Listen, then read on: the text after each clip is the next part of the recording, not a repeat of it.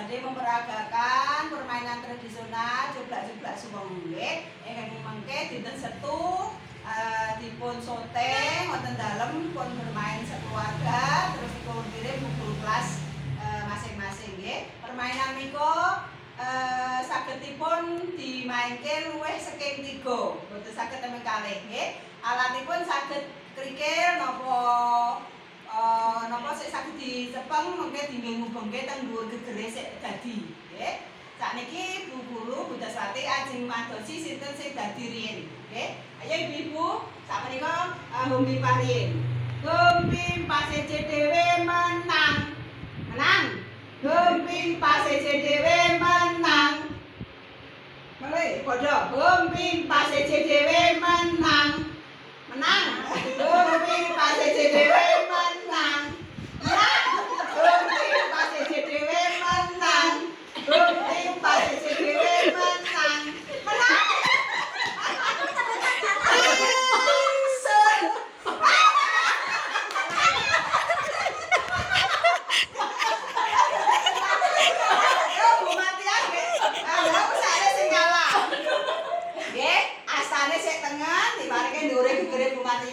Kula gandeng gawa krikile kula tangan kiwa nggih. Monggo nyanyi bareng. Tunggal kalih 3. Coblak-coblak suweng, suweng ngeteng kelenter, mambu ketundung kutel, paempole rale sapa guyu ndelikake sir, sir pondele kosong sir, sir pondele kosong sir, sir pondele kosong sir, sir pondele kosong.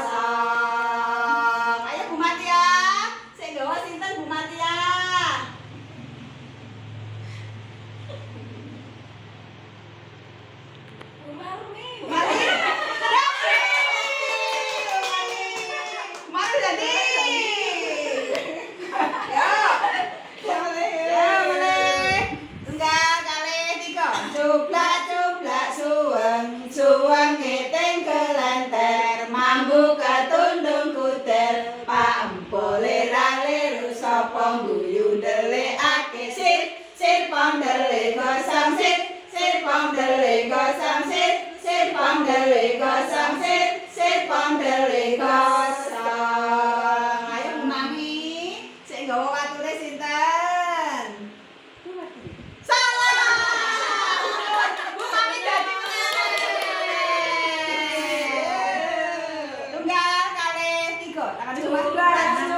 Suweng, suweng ngeteng kelenter, mambu ketundung kutel, paempole rale sapa guyu ndelikake sir, sir pondele kosong sir, sir pondele kosong sir, sir pondele kosong sir, sir pondele kosong. Ayo Bu Mami, sing nggawa watune sinten?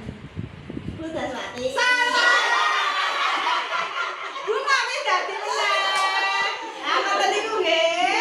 Mboten ngasih kecepeng, watune niki sing nggawa sinten, lha niku sing dadi nggih, mengke teng keluarga ayah bunda saged bermain kalih putra-putra nggih. Katen saking Budaswati. Wassalamualaikum warahmatullahi wabarakatuh.